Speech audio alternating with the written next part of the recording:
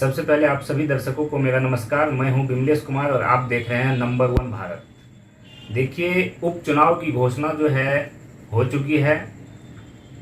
तीसरी बार नरेंद्र मोदी की सरकार 2024 लोकसभा चुनाव जो हुआ है उसमें नरेंद्र मोदी जी एनडीए गठबंधन से जो है एक बार फिर से जो है तीसरी बार लगातार तीसरी बार प्रधानमंत्री पद की शपथ ले भी चुके हैं और मंत्री परिषद का भी जो है बंटवारा हो चुका है।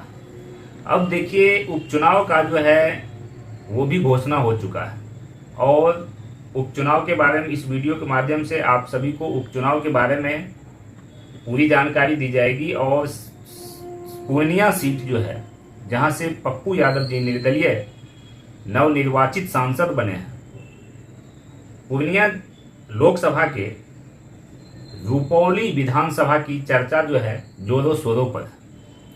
तो इसी को लेकर के जो है उपचुनाव और रुपौली को मद्देनजर रखते हुए आप लोगों को मैं बताने के लिए जा रहा हूं कि बीमा भारती की विधानसभा सीट रुपौली में देखिए 10 जुलाई को उपचुनाव होना है। पूर्णिया में बीमा भारती की जमानत जब्त हो गई थी, ये आप सभी को पता है। पूरे बिहार और पूरे देश को पता है कि बीमा भारती जो है अपना जमानत भी जो है नहीं बचा पाई थी, जब्त हो गया था। यह सीट बीमा भारती के इस्तीफे के कारण जो है खाली हुई थी। लोकसभा चुनाव 2024 में पूर्णिया से चुनाव लड़ने के लिए उन्होंने रुपौली विधानसभा से इस्तीफा दे दिया था, लेकिन आप सभी जानते हैं कि पप्पू यादव ने उन्हें 5 लाख से अधिक वोटों से परास्त कर दिया। लोकसभा चुनाव खत्म होने के बाद देखिए कि केंद्र में नरेंद्र मोदी के नेतृत्व में सरकार गठन के साथ ही भारत निर्वाचन आयोग ने उपचुनाव की घोषणा कर दी है। 10 जुलाई को देश के 7 राज्यों के 13 विधानसभा क्षेत्रों के लिए उपचुनाव होने वाले हैं, जिसमें बिहार की रुपौली विधानसभा सीट भी जो है वह शामिल है। यानी कि 7 राज्य में चुनाव होना है। 7 राज्य के 13 विधानसभा में जो है 13 विधानसभा क्षेत्र में चुनाव होना है।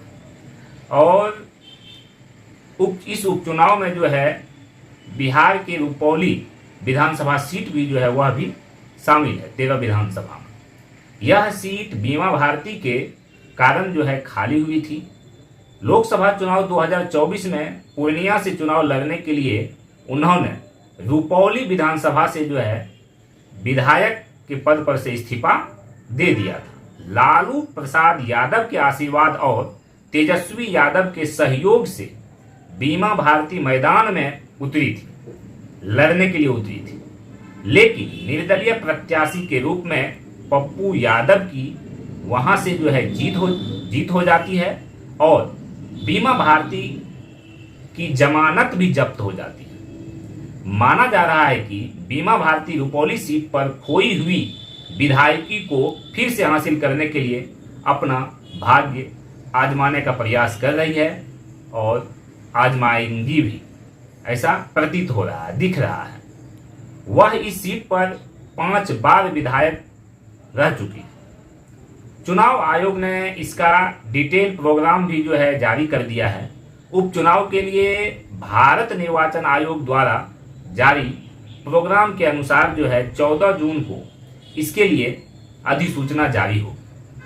इसके साथ ही संबंधित क्षेत्रों में आचार संहिता लागू हो जाएगा और नामांकन की प्रक्रिया जो है वह शुरू हो जाएगी। 21 जून तक इच्छुक उम्मीदवार अपना नामांकन दाखिल कर सकेंगे। उसके बाद 24 जून को नामांकन पत्रों की जो है जांच होगी। 26 जून तक इच्छुक उम्मीदवार अपना नामांकन जो है वह वापस ले पाएंगे और 10 जुलाई को बिहार के रुपौली समेत 7 राज्यों के सभी विधानसभा क्षेत्र में जो है कड़ी सुरक्षा के बीच मतदान कराए जाएंगे। भारत निर्वाचन आयोग से मिली जानकारी के अनुसार 13 जुलाई को सभी विधानसभा क्षेत्रों में संबंधित मतगणना स्थलों पर जो है वोटों की गिनती की जाएगी और काउंटिंग पूरी होने के बाद हार जीत के नतीजे जो है वह घोषित कर दिए जाएंगे। निर्वाचन आयोग ने बताया है कि 15 जुलाई को उपचुनाव की प्रक्रिया संपन्न हो जाएगी और आचार संहिता की मियाद जो है पूरी हो जाएगी। रुपौली विधानसभा सीट पर बीमा भारती ने देखिए 5 बार जो है विधायक रही है, 5 बार जीत दर्ज की है। बीमा भारती का जो दावा है वह विधायक के लिए बहुत ही मजबूत दावा पेश कर रही हैं। हालांकि विधायकी छोड़ करके वो गई तो थी सांसद बनने के लिए, लेकिन अब विधायकी पर भी जो है खतरा मंडरा रहा है कि अब इस बार जीत पाएगी कि नहीं जीत पाएगी। सबसे पहले 2000 में निर्दलीय उम्मीदवार के रूप में उन्होंने जीत दर्ज की थी। 2005 के विधानसभा चुनाव में लोक जनशक्ति पार्टी के शंकर सिंह यहां से जो है विधायक बन गए, लेकिन 2005 के उपचुनाव में राजद के उम्मीदवार के तौर पर बीमा भारती ने रुपौली सीट पर फिर से कब्जा कर लिया। 2010 के विधानसभा चुनाव के समय 2010 के विधानसभा चुनाव के समय और राजद छोड़कर जदयू में आ गई बीमा भारती। जदयू में आने के बाद लगातार 2020 तक जो है बीमा भारती चुनाव जीतती ही रही। लेकिन 2023 में जब नीतीश कुमार ने राजद को छोड़कर बीजेपी के साथ सरकार बनाई तो उसके फ्लोर टेस्ट के समय ही बीमा भारती ने जेडीयू का साथ जो है वह छोड़ दिया। वह जेडीयू छोड़ करके फिर से आरजेडी में क्या हो गई, शामिल हो गई। लालू यादव ने लोकसभा टिकट दे करके उन्हें पूर्णिया से चुनाव लड़ाया। इस सीट पर पप्पू यादव कांग्रेस उम्मीदवार के रूप में चुनाव लड़ना चाहते थे, लेकिन महागठबंधन से जो है टिकट नहीं मिला तो निर्दलीय ही मैदान में जो है पप्पू यादव उतर गए और बीमा भारती को जो है लाख प्रयास के बावजूद तेजस्वी के 40-40 विधायक पूर्णिया में ला करके जो है उन्होंने रखने का काम किया और अपना उन्होंने तेजस्वी यादव ने भी कई जो है रैलियां की, वहां प्रधानमंत्री भी आए, वहां पर जो है मतलब हर तरह से प्रयास किया गया कि पप्पू यादव किसी भी कीमत पे जो है हार जाना चाहिए।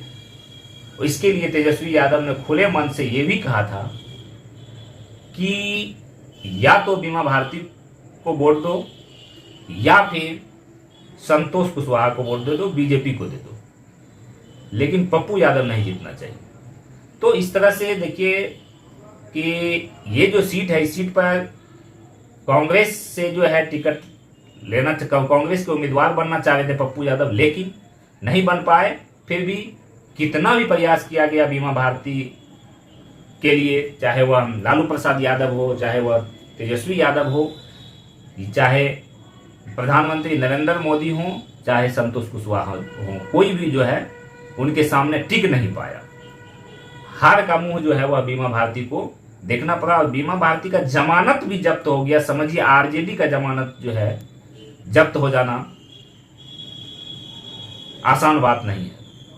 आगे चलते हैं और देखिए ये जो विधानसभा 13 विधानसभा का जो चुनाव होने वाला है, इसमें पूर्णिया से पूर्ण संभावना है कि बीमा भारती को ही जो है महागठबंधन की ओर से जो है टिकट दिया जाएगा, क्योंकि बीमा भारती जो है आरजेडी को छोड़ करके जेडीयू में शामिल हुई, फिर जेडीयू को देखिए छोड़ करके जो है आरजेडी में शामिल हो गई और उसके जस्ट बाद जो है लोकसभा का चुनाव था और उस लोकसभा के चुनाव में लालू प्रसाद यादव और तेजस्वी यादव ने टिकट जो है बीमा भारती को आरजेडी कोटे से दे देती है और आरजेडी कोटे से देने के बाद जो बवाल खड़ा होता है वह सभी लोग जानते हैं, बहुत कुछ हो जाता है। तो इस तरह से अब देखिए कि क्या कुछ होता है।